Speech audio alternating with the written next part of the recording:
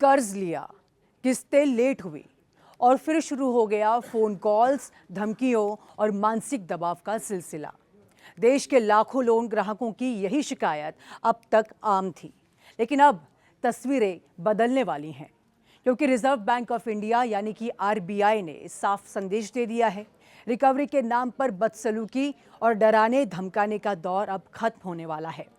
नए नियम लागू हो चुके हैं और इनका मकसद है ग्राहक की गरिमा की रक्षा और रिकवरी प्रक्रिया में अनुशासन। दरअसल पिछले कुछ समय में आरबीआई को लगातार ऐसी शिकायतें मिल रही थी कि रिकवरी एजेंट देर रात तक फोन करते हैं, धमकी भरी भाषा इस्तेमाल करते हैं, घर या ऑफिस जाकर दबाव बनाते हैं और कई मामलों में ग्राहक को सामाजिक रूप से शर्मिंदा भी करने की कोशिश करते हैं। और इसी पर सख्त रुख अपनाते हुए आरबीआई ने बैंकों और एनबीएफसी के लिए स्पष्ट गाइडलाइंस जारी कर दिए हैं। अब सबसे अहम बदलाव समझिए। आरबीआई ने साफ कर दिया है कि कोई भी रिकवरी एजेंट ग्राहक से असम्मानजनक व्यवहार, धमकी या फिर मानसिक दबाव नहीं बना सकता। रिकवरी का मतलब डराना नहीं होता, बल्कि नियमों के तहत प्रक्रिया पूरी करना है। अगर एजेंट ऐसा करता है तो जिम्मेदारी सीधे बैंक या फाइनेंशियल संस्था की होगी। इसके साथ ही संपर्क का समय भी तय कर दिया गया है।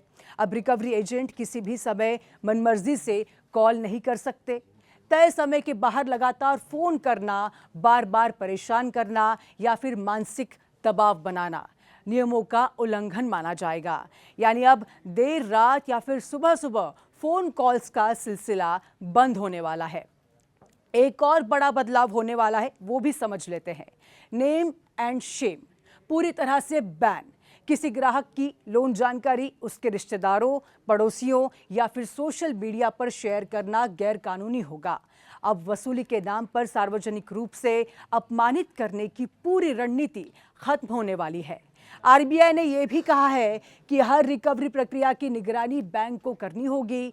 एजेंट कैसे बात कर रहा है, क्या तरीका अपना रहा है, इसकी जिम्मेदारी बैंक की ही होगी। अगर कोई ग्राहक शिकायत करता है तो बैंक को जवाब देना होगा और जरूरत पड़ी तो कार्रवाई भी करनी होगी। आरबीआई का साफ संदेश है, लोन लेना अपराध नहीं है। आर्थिक कठिनाई किसी के साथ भी हो सकती है, लेकिन वसूली के नाम पर किसी की गरिमा को ठेस पहुंचाना, गुंडागर्दी करना स्वीकार नहीं किया जाएगा। और इसीलिए बैंक को निर्देश दिया गया है कि रिकवरी प्रक्रिया में मनमानी दृष्टिकोण अपनाए, पारदर्शिता रखे और ग्राहक के अधिकारों का सम्मान करे। अब सवाल यह है कि अगर कोई एजेंट फिर भी परेशान कर रहा है किसी ग्राहक को, तो सबसे पहले संबंधित बैंक या फिर एनबीएफसी में शिकायत दर्ज करें। अगर समाधान ना मिले तो मामला आरबीआई तक आप ले जा सकते हैं और ऐसे मामलों में कॉल रिकॉर्डिंग, मैसेज या फिर अन्य सबूत बहुत अहम होते हैं।